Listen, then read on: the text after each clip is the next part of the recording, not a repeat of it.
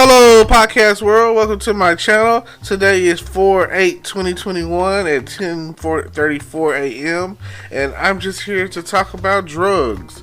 Are you on them, and why or why not? But no, seriously though, I've come across a lot of drug heads, I guess I'll say. People that are on meth or aesthetic or just plain old fashioned high quality weed with all its strenuous names that I've never heard of before. Oh, I got that new Superman, or I got that new green crack, OG Kush. I got that new Cheech and Chong. I got, I got the stickiest of icky. I don't know, man. Like, where are they getting these names from when it comes to drugs? And what is the mindset of someone who does drugs? Now, I'm going to go even further than that, because I'm not downing my people who smoke weed. I mean, shout out to the states who are forward thinking and getting all that money off of marijuana sales. Like, thank you. What is that? Colorado, California, Washington State, I think Illinois, and is Oregon, maybe. Either way, it's about 4 or 5 different states. The more liberal states or whatever. So I know for sure California and Colorado and Washington State and Oregon. That general area up there in the Northwest. So, hey, have at it. Those are places that if you go and you're on public transportation with something else that I don't really like, then you're going to be surrounded by someone who smokes some kind of weed. And I say some kind because you probably bound to come off of that bus with a contact like you never had before, and you're going to be semi-high or low or whatever. Now, my thing is, me and my homo was talking the other day, a friend of mine, and he was talking about drugs are narcotics. He was like, I'm not going to do anything that's narcotic based. If it's got narcotics in it, then I don't want to do it. He's like, I don't understand how you let's say a white powdery Epsom salty looking substance comes along and is in front of you, and you say, I want to snort that, or let me eat that, or let me stick that in my arm. Like, I don't understand the mindset of a drug user. I don't understand an addict.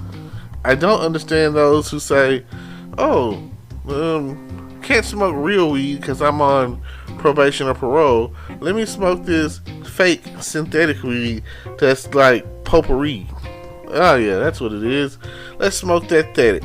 So I don't understand, the mindset of people who use drugs. And I don't understand. For me, they call it mood enhancers. So I'm not really a big mood enhancer person. I don't think that's for me. You out of there on the mood enhancement situation. If the mood enhancement, like whatever you trying to do, requires you to stay up days at a time or sleep for days at a time, and it's causing you to have poor hygiene, your teeth falling out, and you're not washing your ass, that is an issue with me. So I would encourage you to please get help if you're out there. And they have several types of facilities, rehab and whatnot, that'll have you saying the Serenity Prayer in no time. If your thing is drinking, you're alcoholic, go for it. Please go find help. And if your thing is something much deeper, that you're connected to an addiction like gambling, I salute the people who are out there and they have like their nymphos and they have like some sort of sex addiction. I'm personally all for procreation. Like, go for it. If boning makes you feel good, if sex is what thing that gets you off, go for it. You were designed to do that. You know, you were designed to enjoy that. But some of these things or whatever, especially if it's narcotic based, chemical based, whatever, most drugs come from plants. So when people make the statement of it's a plant guy put here for me, yada yada, talking about weed, that's one of the weed defense stories. I mean, so is cocaine. And some people can argumentatively say so is sugar and so is caffeine. Like, these too much of anything. It doesn't matter if you are addicted to food.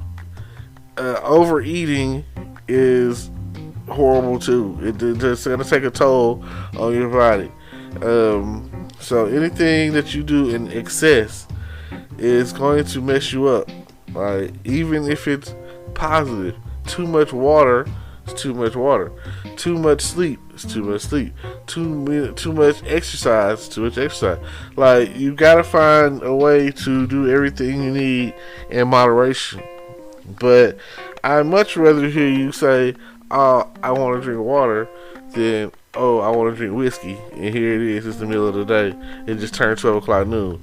So, like they say, people that do drugs usually have an excuse or find an excuse to the reason, not that they need it, that push to do some type of drugs or whatever.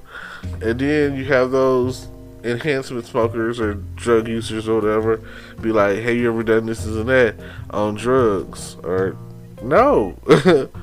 Never done anything on drugs. I just feel like the DARE program is failing us. I'll never forget my 5th grade year. I was so excited because I saw my brother and sister before me get to do it, and they come in there, and I did the DARE program in '95. That was in the mid '90s, and that was like at the peak of when drugs were like crack.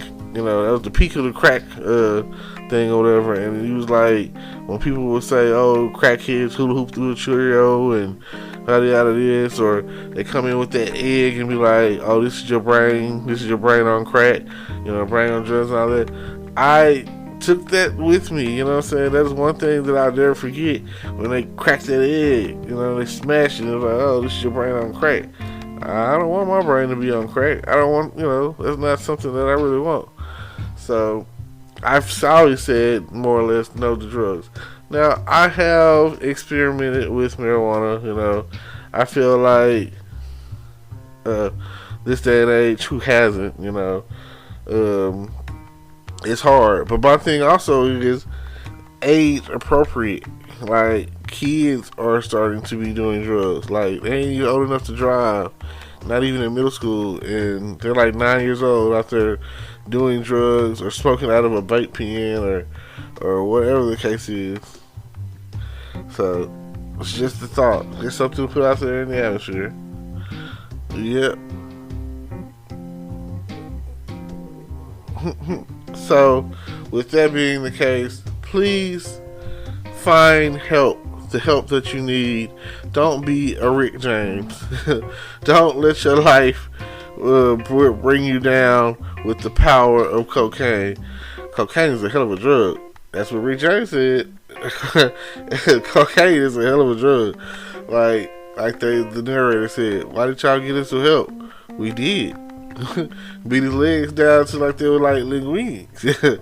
So, this is me to you, hoping to get the message out that maybe you will get the help you need when it comes to drugs that you're using, narcotics, you know, even if it's, you know, like they say weed is a gateway, but I just don't really see how you could decide to do some more hardcore drugs, especially like once you hear about people that died and fainted and dehydrated or anything like that. So, thank y'all.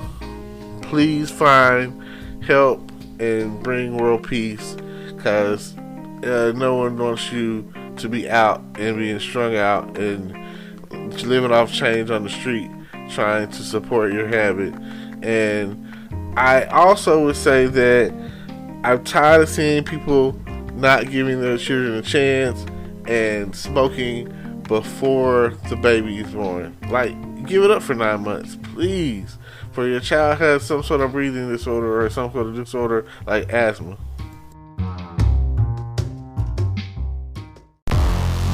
Hello YouTube world, welcome to my channel. Don't forget to like, comment, subscribe, and hit the notification bell so you can be notified when I drop hot content like this, and stay tuned for the next video.